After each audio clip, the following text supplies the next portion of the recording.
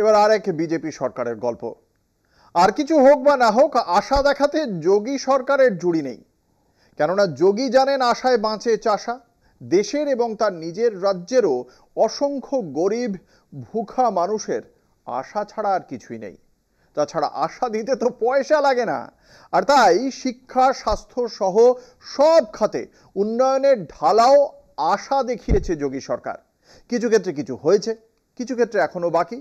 কিন্তু যেটুকু হয়েছে সেই উন্নয়নের আশীর্বাদ থেকে বঞ্চিত অসংগঠিত ক্ষেত্রে শ্রমিকেরা।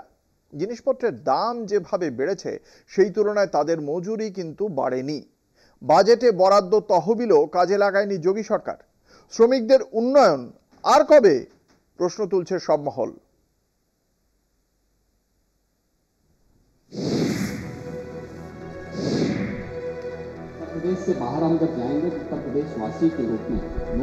গাল ভরা প্রতিশ্রুতি। যোগী আদিত্যনাথের দাবি মতো উত্তরপ্রদেশে উন্নয়নের জোয়ার বয়ে গিয়েছে। রাজ্য জুড়ে ব্যাপক উন্নয়নের প্রতিশ্রুতির পরেও বারবার মুখ থুবড়ে পড়েছে আনঅর্গানাইজড সেক্টরগুলি। সম্প্রতি রাজ্যের সামাজিক সুরক্ষা বোর্ডের তরফে একটি রিপোর্ট প্রকাশ্যে এসেছে। রিপোর্ট বলছে রাজ্য বাজেটে বরাদ্দ 8 লক্ষ কোটি টাকারও বেশি। তারপরেও উন্নয়নের মুখ দেখেননি অসংগঠিত ক্ষেত্রের শ্রমিকরা। গত 4 বছরে অসংগঠিত ক্ষেত্রের শ্রমিকদের সুবিধার্থে কোনো তহবিলই ব্যবহার করেনি যোগী সরকার। সম্প্রতি তথ্য অধিকার আইনের অধীনে এক আবেদন জানানো হয়। আবেদনে অসংগঠিত ক্ষেত্রের শ্রমিকদের উন্নয়নে রাজ্য সরকারের উদ্যোগ সম্পর্কে জানতে চাওয়া হয়। আবেদনে 2021-22, 2022-23, 2023-24 এবং 2024-25 অর্থবর্ষে অসংগঠিত ক্ষেত্রের শ্রমিকদের জন্য রাজ্য সরকার কর্তৃক অনুমোদিত বাজেট সম্পর্কে প্রশ্ন তুলে ধরা হয়।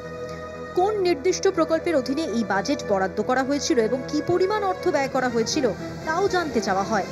জবাবে বোর্ড জানায়, বিভিন্ন প্রকল্পের জন্য 2021-22, 2022-23 এবং 2023-24 অর্থবর্ষে বার্ষিক 112 কোটি টাকা এবং 2024-25 অর্থবর্ষের জন্য 92 কোটি টাকা বরাদ্দ করেছে রাজ্য সরকার। আরটিআই আবেদনে আরও একটি প্রশ্ন রাখা হয় আবেদনকারীর তরফে। অসংগঠিত ক্ষেত্রের শ্রমিকদের জন্য প্রকল্পগুলির প্রচারে কি ব্যবস্থা নিয়েছে রাজ্য সরকার? প্রকল্পগুলির প্রচারে কত বাজেটই বা বরাদ্দ হয়েছে?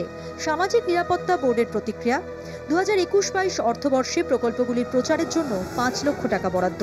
2022-23, 2023-24 এবং 2024-25 এই 3 অর্থবর্ষে 7,80,000 টাকা বরাদ্দ করা হয়েছিল। তবে অসংগঠিত কর্মীদের জন্য কোনো কর্মসূচি বাস্তবায়িত হয়নি। ফলে এই তহবিলগুলি অব্যবহৃতই রয়ে গিয়েছে।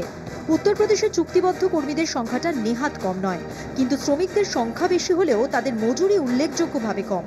পরিসংখ্যান বলছে 2022 সালের সেপ্টেম্বরে অদক্ষ শ্রমিকদের জন্য ন্যূনতম দৈনিক মজুরি ছিল 367 টাকা, আধা দক্ষ শ্রমিকদের জন্য 403 টাকা এবং দক্ষ শ্রমিকদের জন্য 452 টাকা। বর্তমানে তাদের মজুরি বেড়েছে খুবই সামান্য। এই হার যথাক্রমে 412 টাকা, 463 টাকা এবং 503 টাকা। কিন্তু ব্যাপক মুদ্রাস্ফীতির পরিপ্রেক্ষিতে এই হারে মজুরি বৃদ্ধি অত্যন্ত অপর্যাপ্ত এবং একজন শ্রমিকের দৈনন্দিন জীবনের মৌলিক চাহিদা পূরণে তা একেবারেই ব্যর্থ। উত্তরপ্রদেশে প্রায় 8,38,00,000 শ্রমিক অসংগঠিত ক্ষেত্রে নিয়োজিত, কিন্তু শ্রমিকদের উন্নয়নে কোনো উল্লেখযোগ্য পদক্ষেপ করছে না যোগী সরকার। কলকাতা টিভি।